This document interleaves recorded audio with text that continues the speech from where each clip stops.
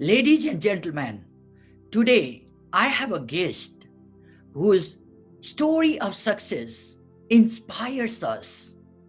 He was born and studied in a village of far western Nepal, and he was an average student in study in a government school. He came to Australia to study at the age of 17. In Australia, he had to do job for survival and study together. In spite of all the difficulties, finally he got gold medal in his study from one of the best universities in the world in Australia. Now he is a successful IT engineer in Sydney, Australia. Please help me welcome Sanjiv Bhatta. Sunny. Sanjiv, welcome to our motivational talk. Thank you for giving me opportunity to come over here. How is your life going on at this coronavirus pandemic situation? Well, life is okay. There's a bit of restrictions from government, which we all have to follow, so that I'm safe and other people are safe.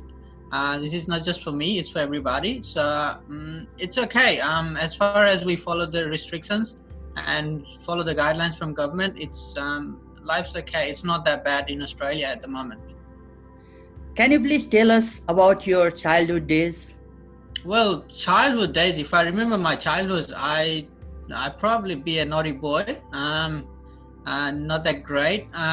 Always play sports and have fun with my friends. I think that's most of the things I used to do when I was childhood. I don't think I ever focus on my studies and other stuff.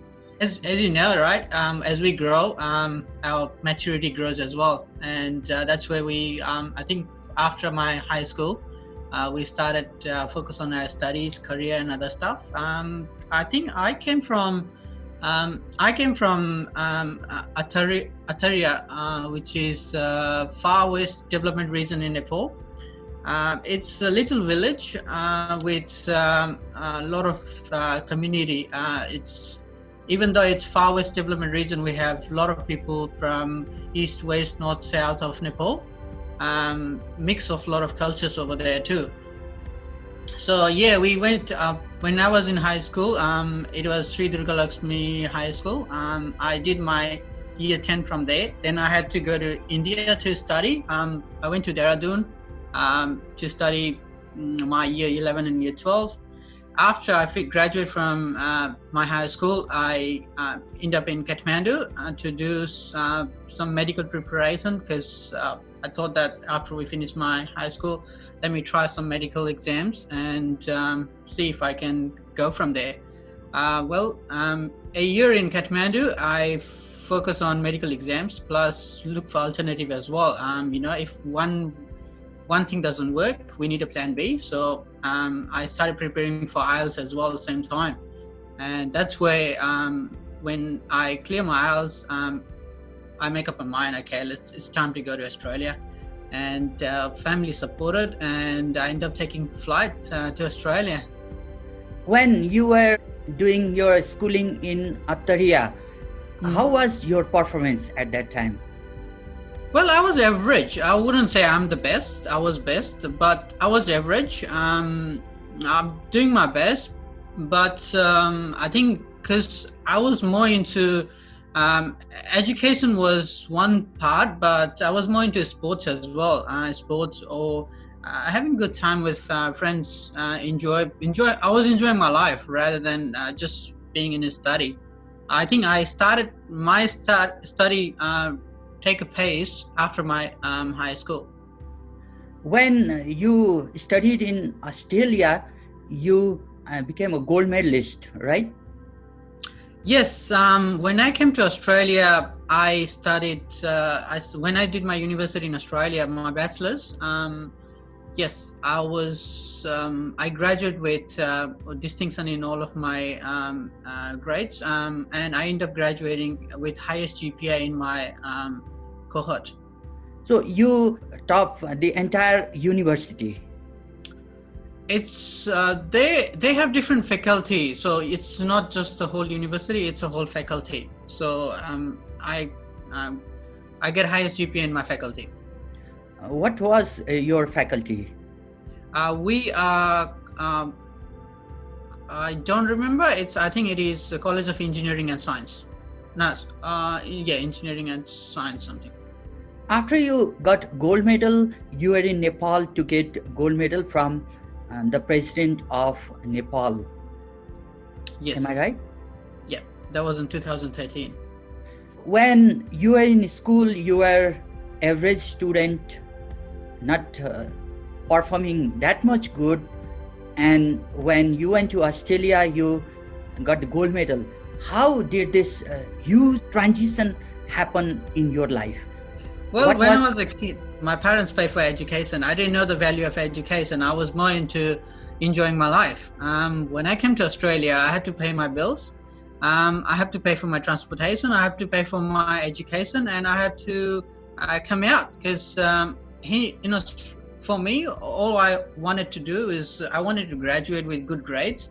I wasn't aiming for getting a higher GPA or something like that. I wanted to achieve good grades and get a job after that. The better you perform, there is a job guarantee for you. So I followed that pattern and it worked out for me.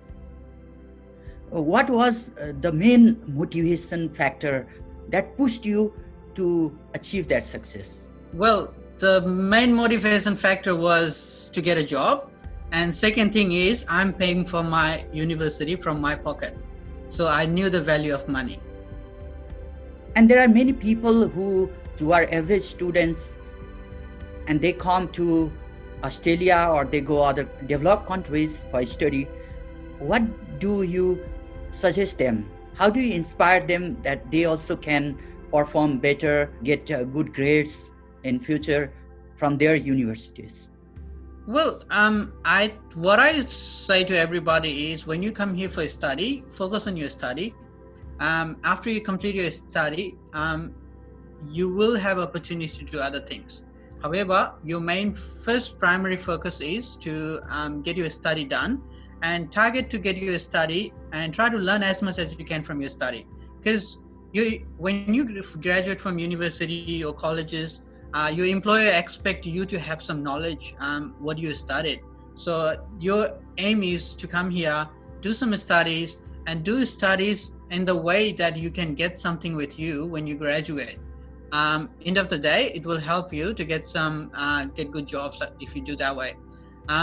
You can do other stuff once you graduate from or you have a job, then you can focus on doing anything else. But if you come here for study, focus on your study. That's all I say. When you moved from Nepal to Australia, how old were you? I was, I think, 17 years old. At the age of 17, that's actually a children age. That is, did you think that one day I'll go to Australia, I'll get gold medal, I'll do struggle, and I'll be a successful Sanjiv who is today now? Well, there was nothing in my mind when I applied for Australia. It was just like, okay, I finished my high school. I got nothing to do at the moment. Just submitted my certificate and other stuff. That's all. Nothing. It just life goes on. There was nothing planned. Once I came to Australia, yes. One thing realized is you need to have money for your studies and other stuff. So I started working full time and studying full time as well. Yeah, I didn't have any plan or it was just I came to Australia and whatever comes in, just do it. 17 years of age is actually not a mature age, and you came to Australia. At that age, many people get hopeless without guardian, without family support. How were you able to do that level of struggle, earning money plus studying and performing best in study as well? Well, yes, it is true. I was young, but just being in Australia and other countries, I think if you are younger, you have little bit advantage. Because if you want to work in a fast food chain in Australia, if you are younger, you have better opportunity than elder ones because they pay you less. So obviously you have better chances of getting job compared to others if you want to work on McDonald's, Hungry Jack's, this kind of places. So I was lucky when I came to Australia. Within 1 week, I had a job. I started working in Hungry Jack's, and from Hungry Jack's, I moved on to McDonald's. From there, moved on to petrol stations, then to shopping centers. When I was already in my first year of a university, I was lucky. After I finished my first semester, I was offered a IT job inside a university, from university, IT supervisor. That helped me a lot because I'm getting real-time experience, plus my education is same. I'm studying IT and my experience is IT too. So I carry on with my education plus study one-on-one. After I graduate, I already had an experience of more than 2 years. And after I graduated, still university kept me. They asked me to stay in School of Engineering to do the IT-related tasks. So I stayed there for another 1 year, and then I moved out of university and looked for the big four companies, and that's where I end up working for American companies, government organizations, telecommunication in Australia, and keep moving on. There are many students like you, they go abroad in young age, and then they have to study plus they have to do work, and Yes. finally they couldn't manage time or they can't study properly due to the work, and finally they end up without performing good and without upgrading themselves, and they return back without having good qualification and no money as well. What do you want to suggest to such kind of students who, before they come to abroad, they dream big, but then they can't achieve success like you have achieved? So what do you want to suggest them? Well, the thing is that if you want to come here, you're welcome to come. However, yes, once you come here, you will have a lot of hurdles to go through. My suggestion is don't give up your dreams, even though whatever comes in your way. Main thing, when you come over here, you have to compromise a lot of things. Stop your spending habits. Stay away from friends and the circles that put you in a wrong path. Third thing is, whatever you earn, save as much as you can. That's the main thing you need to follow, and keep up with your goals, because your goals is to come here to study and get a job as soon as you finish your study. Yes, I understand sometimes people don't get job on time and it's hard to pay the bills and pay the university expenses, which yes, you have to always look for, if you have one job, don't just sit in there. There's nothing wrong applying on second job on hand if you can do it. If it's not all the time that you are studying, there are semester breaks, there are holidays. During that time you can work extra hours to make more money. That's what the time you need to manage yourself. If you manage all that and put all your bad habits away, such as spending money on alcohol, tobaccos, any drugs, or you do too much party with your friends, I think when you're doing your studies, you can keep this away for at least 2 to 3 years. You can do all those whenever you graduate, or when you have a job, when you have enough money, you do that. But when you're studying and your aim is to get a job and get a PR or whatever you intend to do it, keep up with your goals and don't go away. I don't think you will have a problem. It's not just me. I don't think anybody, other person will have such problems.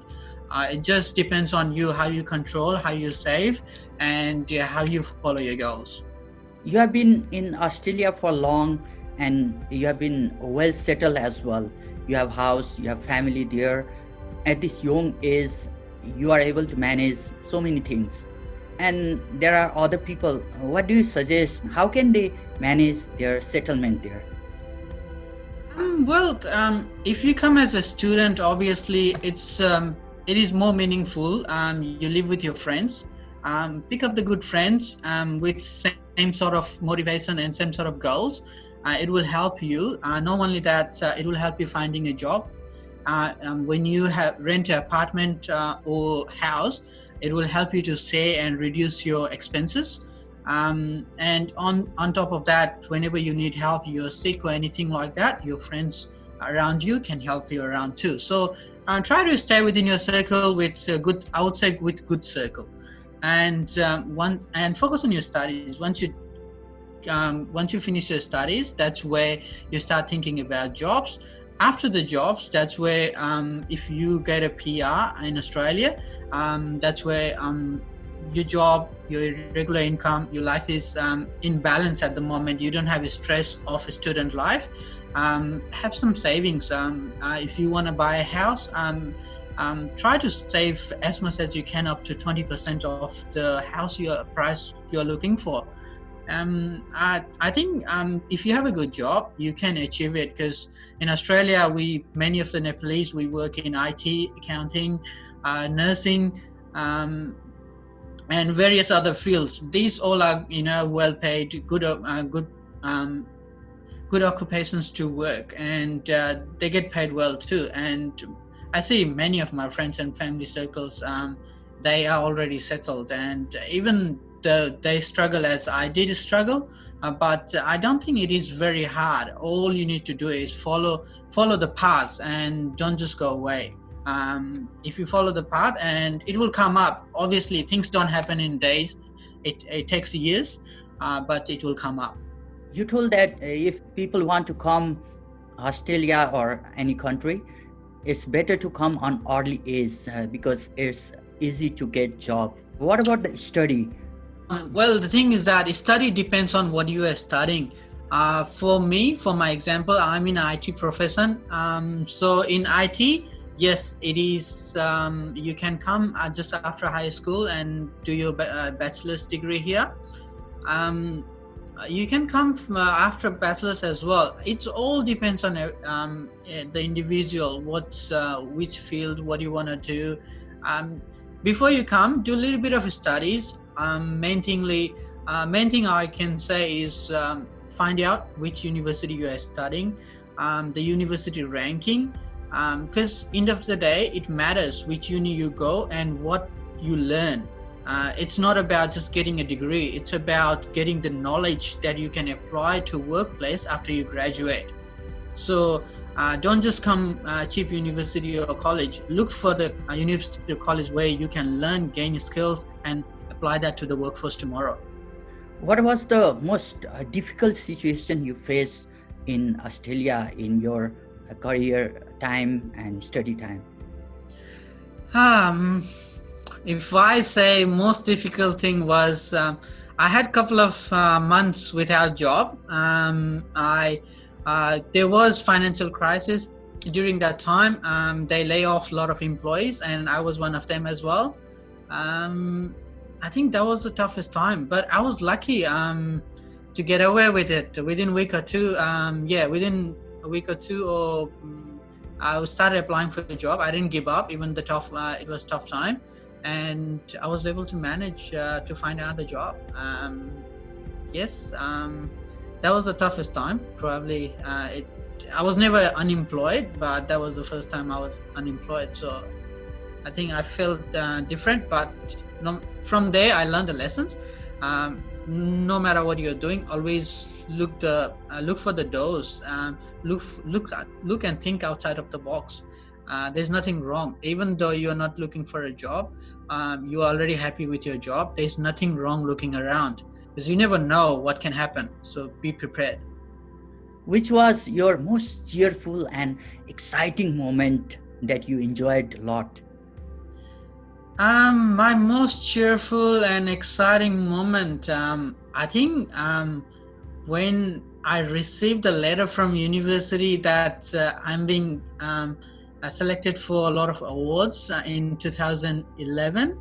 No, it was in 2011, 2012. That's right. Um, that was one of the most cheering moments because I never received that many academic awards from university. And that was the first time in my life. Second time was uh, when I received a job offer letter from Telstra, Telstra is Australia's largest telecommunication organization. So that was like it's like you want to work for the biggest organization in your country. So the second thing was my job at Telstra. When you see your friends, where do you find yourself?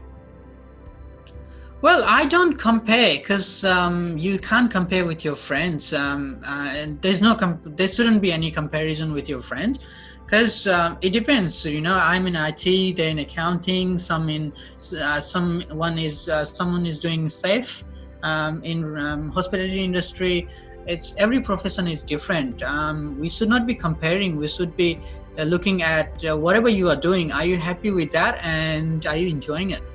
There's nothing to compare between people here. As far as you are happy, that ticks the box. Are you satisfied with your life, or you think I have to achieve a lot again? Well, humans greedy, right? So yeah, I'm happy what I'm doing at the moment. I do love what I do, but I'm not satisfied yet. I think I still have a lot to achieve in my life. What are your goals and a future dream? Maybe I can take some CXO roles. Yeah, I still don't know because I'm still studying at the moment. Studying part-time, working full-time, working towards my next step. So I have some goals, but I don't know at the moment how I can achieve it. But over the time, I hope I can get it. Do you miss your childhood moments also nowadays? Obviously.